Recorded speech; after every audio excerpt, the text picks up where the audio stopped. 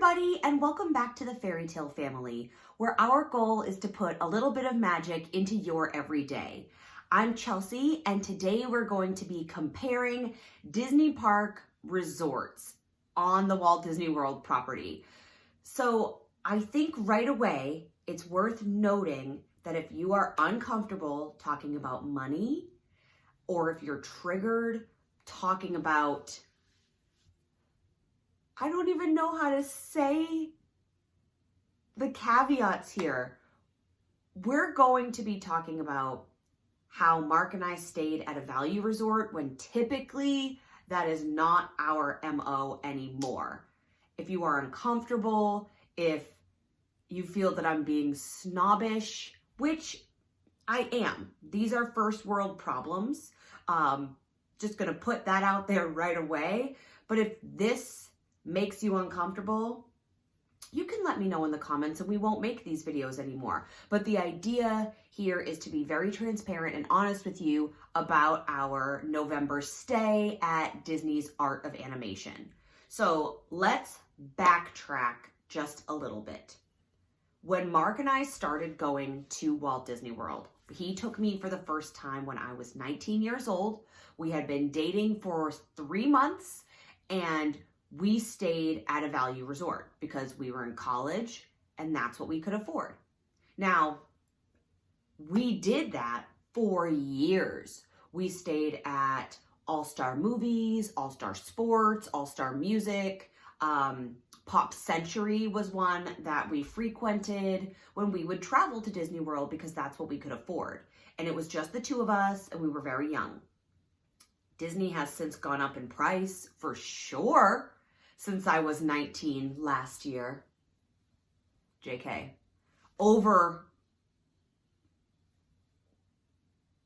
It's like almost been 20 years. And yes, it did take me that long to do some math.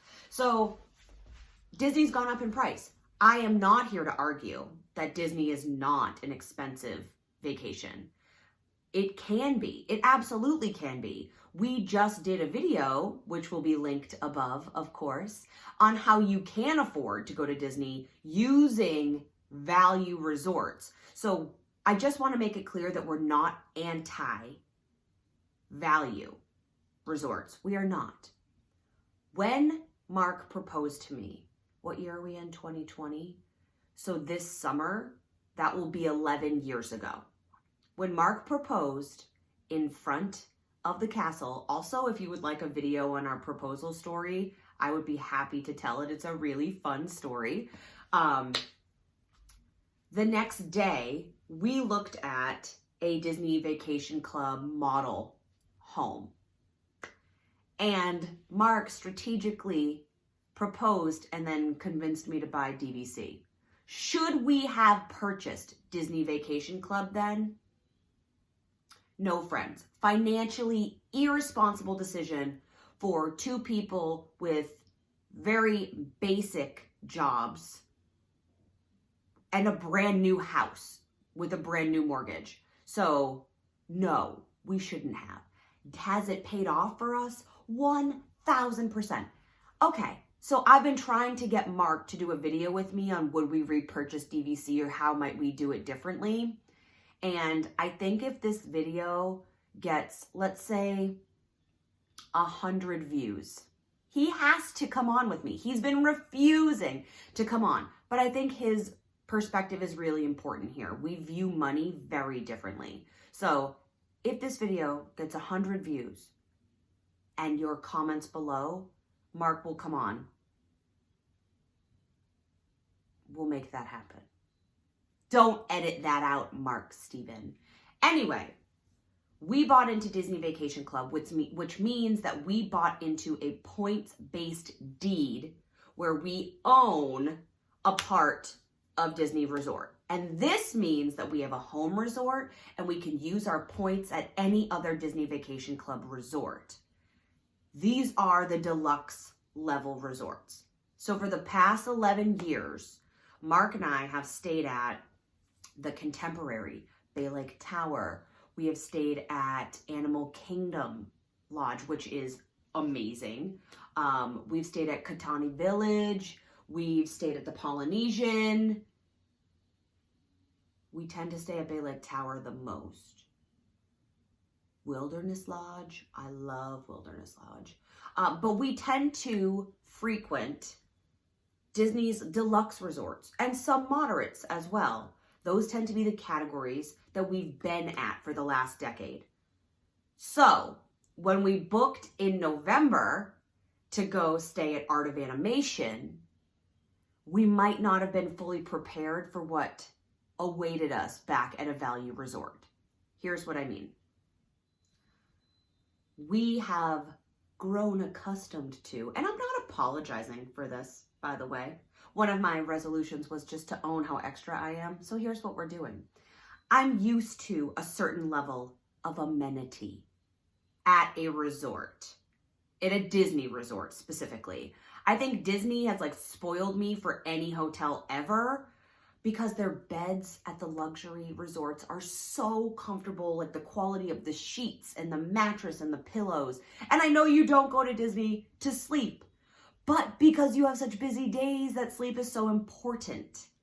Also, Mama loves a king-size bed.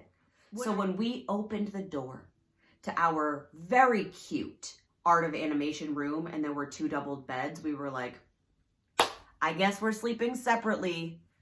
Were those beds comfortable? No. But did I sleep? Just fine. The quality of like the sheets, the comforter, felt like college Chelsea. Would have been just fine, not even noticed it. Was I complaining? No. Do you know why? Because we were in Disney World. I am totally all about how can I get to Disney as often as possible. And if the answer to that is a double bed with a little scratchy comforter, I'll take it. I'll take it. I did not like the product situation. So in a DVC deluxe resort, they replace your little H2O beauty shampoo bath products regularly. They didn't do this. They gave us like one set and that was the set. So I feel like they cut back in these little ways that if you know what the luxury way is, you take note of that. So I wish we had more product. I wish that the get ready space outside the bathroom had a better door, because where I was standing to get ready, I could hear whatever was happening with Mark. And there were times where we were both like, hi, we love you, to preserve our marriage. Could you just walk away? Could you just go get something to drink or go out and explore the world while I'm in the bathroom, please? I have never had to make that request at Bay Lake Tower because they have the shower, which is beautiful and all tile. Do I expect that in a value? No, I don't. I thought the bathroom was really cute with the Ariel curtain, but there are just these little details about like the quality of the door, the materials, how often they replace your things that made a difference. Also at a value resort, there are 1 billion people because it's set up like a motel, whereas at a deluxe resort, it doesn't feel like that. You feel very pampered. It's intentional that you feel pampered. Now, we won't even talk about like the views, right? Because looking out a 2-bedroom glass wall to Cinderella Castle at Magic Kingdom, that's gonna cost us points for years. Opening my door and seeing King Triton was also exciting and fun. So it's not the theming, it's different types of theming. I feel like the luxury resorts are more, or the deluxe resorts are more like immersively themed than the characters are in a value, but I still think the values are really fun. I think the pools are both wonderful at each. And normally what would be a huge sticking point for me this time actually wasn't. So transportation would normally be a really big sticking point for me, that I don't want to ride on a bus. I just don't. I don't want to waste my time on the bus transportation system. I would rather pay the money to get into a minivan or take a boat, right? Because that's part of the cost. That's free. It's built into your price of admission. I would rather ride the monorail for sure. The huge perk of the value resort was the Skyliner. I think I've talked about how much I've loved the Skyliner multiple times, and I'll include the Skyliner review video here. It's actually us on it, which I think is really neat. I really loved our experiences on the Skyliner, and that overrides my concern about the bathroom door. So I know this is mixed. This is a mixed review. Like, can Disney snobs who stay at deluxe resorts stay at a value equally as happily? No, but also I'm in Disney World, so heck yes I can. If I get to ride the Skyliner, if I get to be in the parks, is a little bit of my inconvenience worth it? For sure, for sure. Now, the difference is we didn't have Callie with us. So it was just an adults only trip. I feel like my answer with children would be no. That I would prefer only to stay at a moderate or a deluxe, and I would save up for that. Because we are not a co-sleeping family, and that's no judgment against mamas and daddies who do that. We're just not that family. On the second night of Callie's life, when we were home, she went into her own crib. So we've always had separate spaces. And actually this summer, we are going to Disneyland and to Hawaii. And Callie is sharing a room with us. So that will be interesting. Oh, hello, we have a little guest here. Would you like to come over? I'm talking about you. Your hair looks crazy from your rest. We were just talking about California and Hawaii. What? Are you excited to go there? Are you excited that we're going to... Daddy's in the bathroom right now. Okay. Are you excited? I wanted to see you. You did want to see me. That's very sweet. Are you excited that we're going to share a room? And maybe a bed? Because the plan is going to be that Callie and Mama share a bed, right? Mm-hmm. And Daddy gets his own bed. Mm-hmm. Do you want to share a bed with Daddy? No?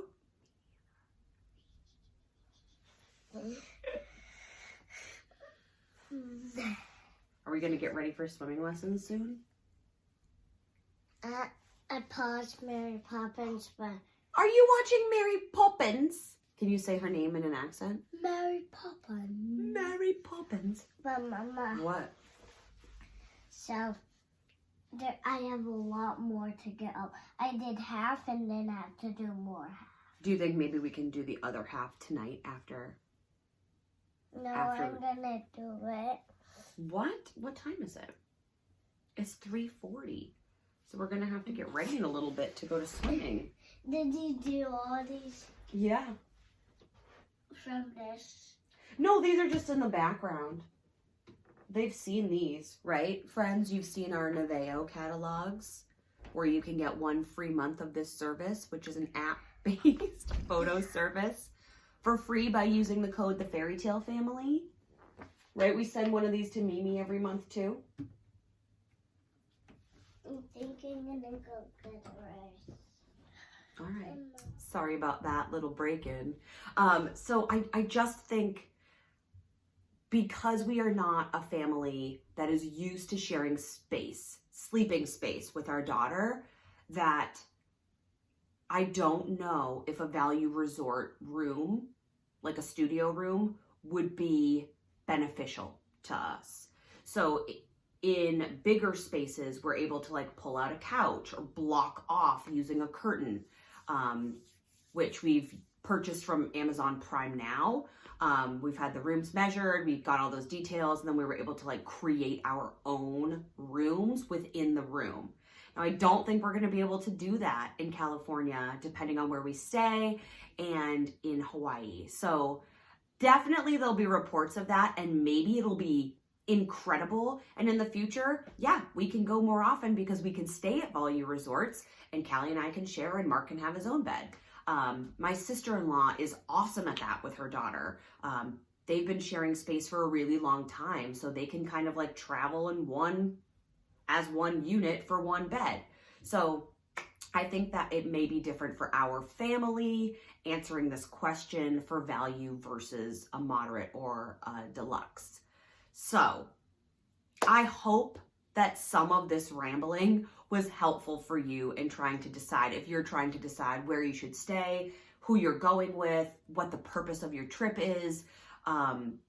The next resort I really want to stay at is the Riviera. So I'm going to try to find a way to make that happen. We do have like a really busy Disney schedule of trips planned, and you guys will totally be in the loop as we plan and prepare for Disneyland and Aulani. So more videos coming on that for sure. But I just wanted to share our thoughts about comparing the two opposite ends of the Disney Parks resort system and what that might mean financially if there are implications. Now, you know, when you read reviews and the complaints are like, okay, well, I don't care about that, we're going to do it anyway. I hope that this helps you do that. If you don't care about the things that I'm complaining about here, or sharing with you, then by all means, never move beyond the value. But if you are 10 years deep into the deluxe resorts and you're like, should we book a value? It might be worth exploring simply to get you to Disney to have the experience that you're looking to have. That is all I'll say about that. If you've made it this far, thank you for being here. And also, we have a brand new freebie going on. It's linked in the description box below with winter crafts for you and your little. There are 4 seasonal crafts down there. We're going to be including crafts in our subscription box. The wait list is also below. So check those out and please subscribe if you haven't already. We look forward to seeing you in every video this year. And there's some pretty exciting content coming up soon. So thanks for being here.